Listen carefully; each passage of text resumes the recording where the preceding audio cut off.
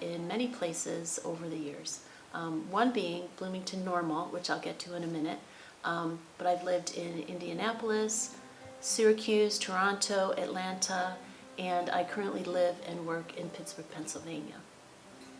Regarding my education, I studied at Bowling Green State University, from where I earned my BFA. However, my junior and half of my senior year of undergraduate school was spent here at Illinois State. And I was able to do that as part of the National Student Exchange Program. And with that program, you could choose any other school, an out-of-state school, and attend it with the same tuition as your home school. So I chose Illinois State out of the numerous schools that were available for two reasons.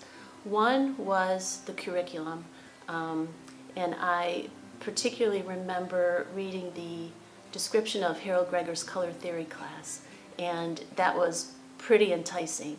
None of the other schools had anything comparable to that. And the other thing was the bios of the professors. I was very impressed with their accomplishments. So I came here, and it was that year and a half, and then after that I returned to Bowling Green, had my thesis show, and graduated from there. After a few years, I decided to go back to school and really dig in, and I didn't have to think too much about where I wanted to go. I knew that there was a lot more to learn from Harold Greger and the other professors here. Specifically, I had worked with Ken Holder also, and Ron Jackson. So another year and a half spent in Bloomington Normal, and I had my MS degree. But you know, I want to say that those 3 years spent in Bloomington Normal were formative, and I'm grateful that the stars lined up the way that they did. And fast forward to today, and I'm showing my work again in Bloomington. In the studio, I have a table of all of these drawings categorized by things like large shapes, small shapes, three-dimensional shapes, lines that look like trees, lines that look like the road, any number of things. And they're, like I said, they're organized for quick access. So when I begin a new work, I select from those stacks randomly, and I say, all right, just get something down on the canvas, doesn't matter what. Over time, I come to very deliberately select different lines and shapes from any number of those drawings to create, I'm after a sense of wonder, a sense of sharing a sense of perplexity. I want to give the viewer something to question. And my color choices in that regard are such that, and again, I'm not interested in representing the landscape, I'm more interested in perception and how we interpret things. So my color choices are such that I'm not using non-representational color. I go to great lengths to avoid that.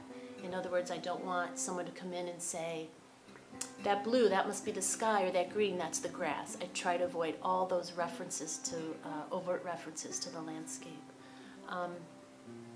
The colors I do choose, sometimes there's a color that I just want to work with. One body of work, it was yellow, yellow, green. I just had to get that in there somehow.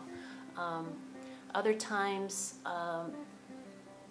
if I've made a kind of a dark body of work, I'll say next time I'm going to make like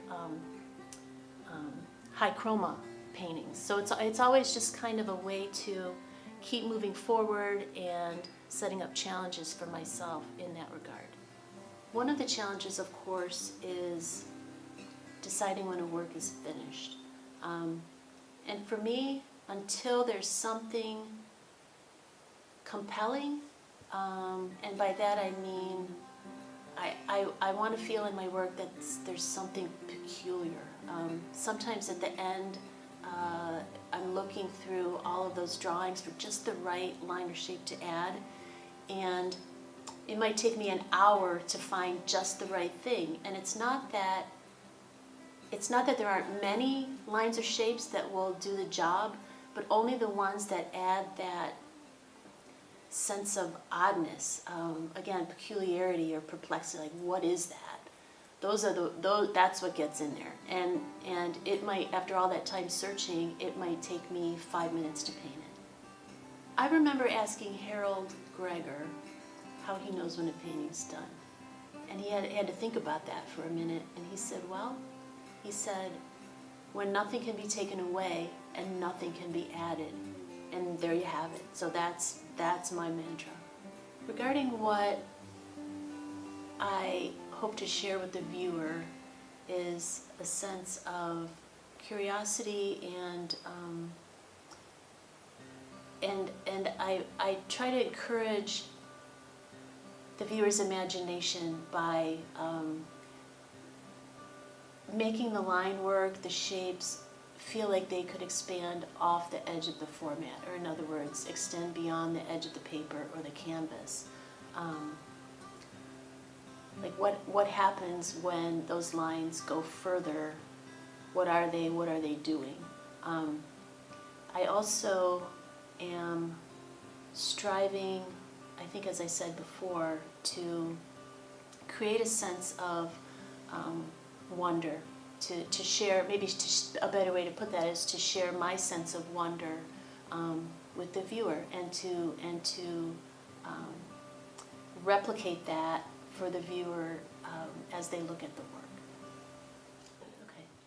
Having spent those 3 years here in Bloomington Normal, and now having the opportunity to show my work here in the Armstrong Gallery, which incidentally the work was configured specifically for this space.